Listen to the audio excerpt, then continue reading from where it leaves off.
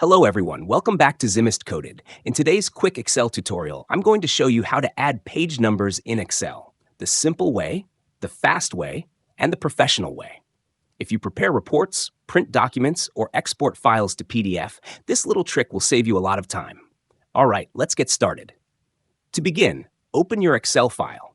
I have this document with names of students and their classes. When I export it as a PDF or try to print it, you'll notice it has no page numbers at all. So let's fix that. The easiest way is to go to the Insert tab at the top.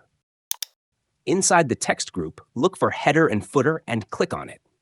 Excel will immediately switch your view into Page Layout mode, which allows you to edit both the header and the footer. You could also reach this same page by simply switching from Normal View to Page Layout View from the bottom right corner of Excel. Either of these two methods will activate the header and footer area. At the top of your page, you should now see three editable sections: left, center, and right. The footer has these same three sections as well.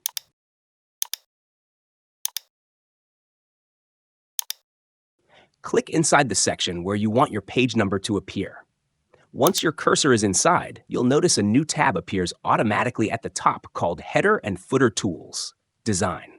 Here, you'll find two important groups. The first group contains header and footer presets. These are ready-made designs you can click on to insert page numbers instantly. The second group is called Header and Footer Elements, and this is where you can insert individual elements such as page numbers, total number of pages, date, time, file path, sheet name, and more. For this demonstration, I want the page numbers to appear as page 1 of 12. So let's create that manually. I'll start by typing the word page. Then I'll leave a space. Good.